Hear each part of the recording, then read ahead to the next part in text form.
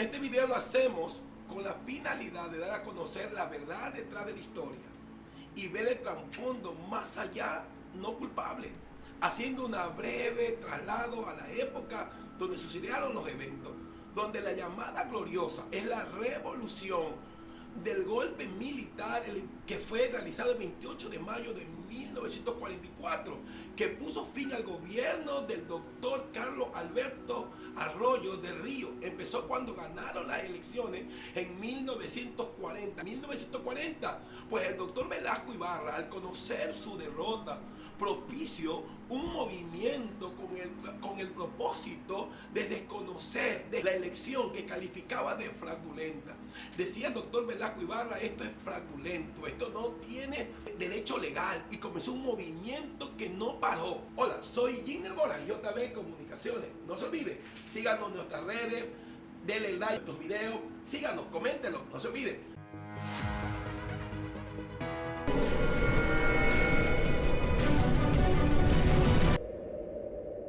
El hecho de no haber logrado el golpe de Estado logró elevar los ánimos de los enemigos del régimen.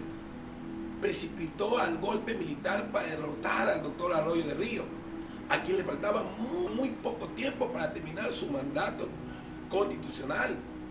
El doctor Velasco Ibarra se trasladó a Colombia, donde esperó tranquilamente que estallara aquella crisis existencial o la revuelta que estaba gestando desde 1943, que tiene que ver con el 28 de mayo de 1944. A las 10 de la noche se sublevó la guarnición militar de Guayaquil, apresaron a los oficiales superiores, eliminaron a los principales agentes de seguridad. Esto fue una crisis existencial terrible. Aprovechando el caos, no tardaron en aparecer los politiqueros de siempre, logrando reunir un considerable número de anarquistas opositores al gobierno del doctor Arroyo de Río. El gobierno, aquí en los militares se rebelaron, entregaron armas para poderlo derrocar, y entregaban armas a civiles para poder derrocar al régimen del doctor Arroyo de Río. Entonces, respaldados por tanques militares, soldados y civiles, atacaron el cuartel del batallón de los carabineros leales al gobierno, que hoy son la Policía Nacional. ¿Y dónde queda ubicado? En la calle Cuenca, entre Chile y Chimborazo, donde queda actualmente la Comisión de Tránsito. Ese era el lugar donde estaban los carabineros, llamados, vuelvo a repetir, la Policía Nacional. Nunca dejaron al doctor Arroyo de Río solo, nunca. Ellos estuvieron ahí muy al frente de aquella crisis existencial, estas revoluciones, que fue una revolución muy dura para el país, porque los militares con los civiles invadieron locales comerciales, aún de gente que tenía negocios aquí. Ellos invadieron esos locales.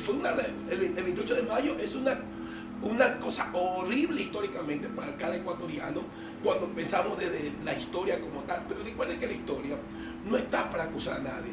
Lo que sucedió luego fue espeluznante. Los carabineros se defendieron heroicamente, combatiendo desde la barricada, techo, ventana, fuerza muy superior en número y en armas. Los atacantes, los que estaban ahí motinados, decidieron incendiar el edificio con sus defensores adentro.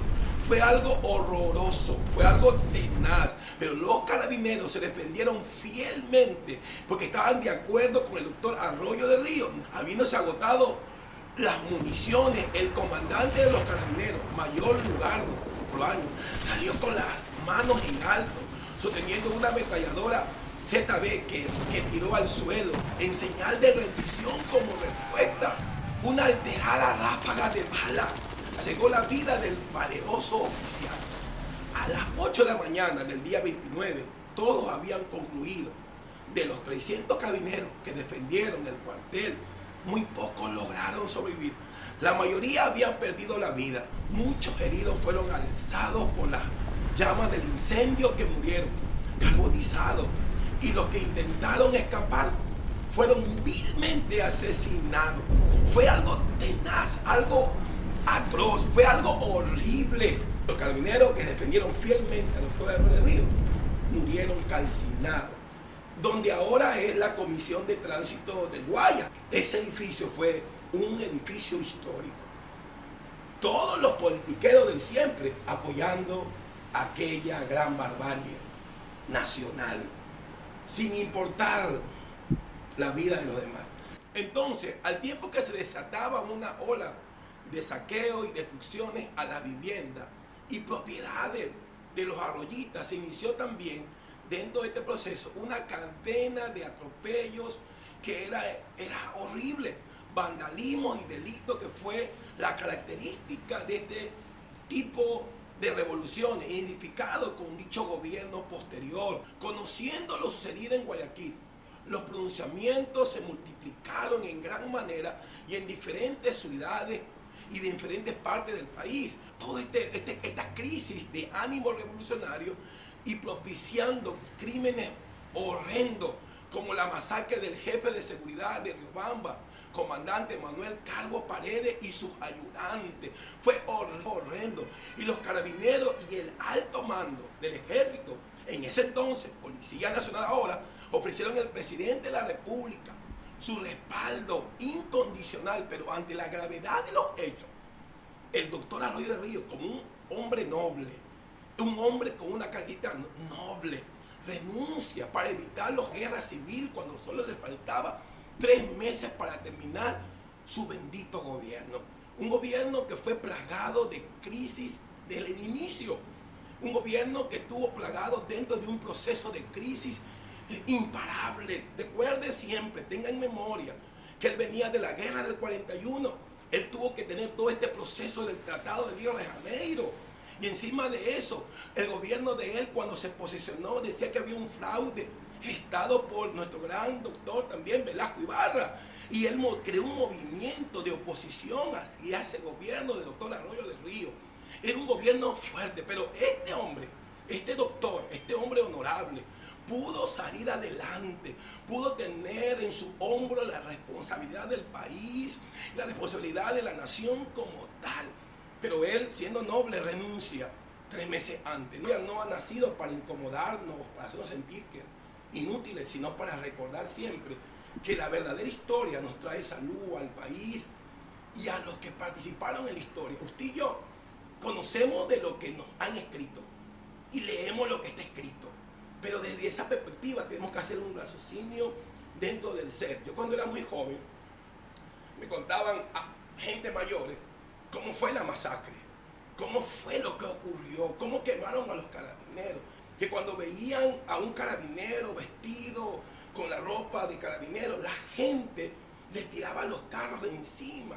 Fue una violencia atroz, fue algo horrible, que después de esto nace lo que se llamaba la Comisión de Tránsito, como una identidad civil, era contado por nuestros ancianos.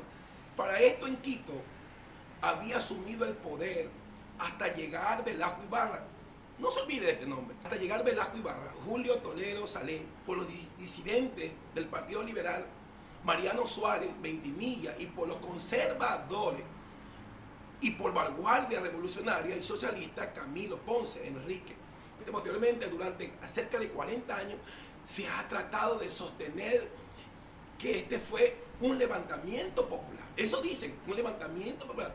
Pero entonces teniente Sergio Enrique Girón, uno de los principales gestores de la revuelta, grave este nombre, demuestra lo contrario cuando dice: fue durante la última semana del pasado año de 1943 en la población orense de Piña, y la fecha y el lugar donde se fraguó un plan revolucionario militar que meses más tarde, escúcheme bien, debía culminar con la jornada de reconstrucción nacional de los días 28 y 29 de mayo, que libró brillante el ejército y el pueblo de Guayaquil. Eso es lo que dice este general, eso es lo que se afirma, que fue ya un golpe planeado. Ya desde los inicios ya había una planificación para sacar al doctor Arroyo de Río, sabiendo que el doctor Arroyo de Río tuvo crisis desde que inició su gobierno. Y esta revolución, con el nombre de revolución, sacar al tirano, lo que creó fue violencia, masacre, odio y regionalismo también. Y puedo entender que siempre los gobiernos de turno han querido dañar. Siempre en el nombre de la diplomacia han querido destruir. Siempre en el nombre de la aparente sesgo político de cada partido, buscando sus propios beneficios. Consumado la revuelta, todos esperaban que el doctor Francisco Arizaga Luque sea llamado a gobernar por iniciativa del doctor Julio Teodoro Salín. Los gestores del cuartelazo llamaron al doctor Velasco Ibarra, que nada había tenido que ver con el golpe de Estado. Le entregaron el mando de la República. Fue increíble, todo se cambió. Así de la noche a la mañana, como por arte de magia, el caudillo populista se encontró por segunda vez en el poder en sus manos. Pero ¿sabe qué? La alegría siempre dura poco. Pero la tormenta no podía durar mucho. El 23 de agosto de 1947, luego de haber cometido todos los abusos y delitos, desacados y atropellos contra la República y la Constitución, las Fuerzas Armadas y la ciudadanía, su propio ministro de Defensa, general Carlos Mancheno, por medio de un golpe militar, lo obliga a renunciar vergonzosamente. Lo que tú siembras, tú cosechas, poniendo fin a esta época borrascosa, caracterizado a la revolución del 28 de mayo, llamada pintorescamente con un nombre esplendoroso llamado La Gloriosa. Así se llamaba, La Gloriosa. Tenía un nombre divino, una declaración divina, debido a que el movimiento obrero y los comunistas y todos los que se enviaron a la Unión no fueron los únicos que participaron en la rebelión alguna de los sectores de derecha, calificando a este tipo de gobiernos netamente líderes socialistas. El doctor Velasco Ibarra no pudo tampoco gobernar. No pudo gobernar. ¿Sabe que hay algo que dice la Biblia? Que todo lo que uno siembra cosecha. Si uno entra por la puerta trasera, lo van a sacar por la puerta trasera. Por eso uno tiene que tener en la vida honestidad. Y si uno es político, y no quiero con esto cuestionar la vida ejemplar del doctor Velasco Ibarra, no la quiero cuestionar. Simplemente también es alguien que tuvo parte que ver en la historia y canalizarse en la historia como tal. No quiero cuestionar, sino que todo lo que se hace mal, termina mal. Si tú no apoyas al gobierno de turno, ¿cómo te van a apoyar a ti, al gobierno que entra, lamentablemente, por la ventana? Hay que entrar por la puerta, hay que tener dignidad. Se llama a una negociación entre líderes políticos de varios sectores, llegando a la conclusión de elegir como presidente a José María Velasco Ibarra para el periodo de 1944 a 1948, que gozaba de gran popularidad. En ese momento, la condición de que respeten la nueva constitución o la carta magna del país. Este aceptó, aunque una vez en el poder casi inmediatamente la anula, declarándose dictador. Fue anulado. Volvemos a lo mismo. Volvemos a la misma perspectiva del pasado. Recuerde que cuando uno conoce la historia, conoce la verdad y el corazón de una nación o de un país, uno va a conocer la verdadera verdad como tal.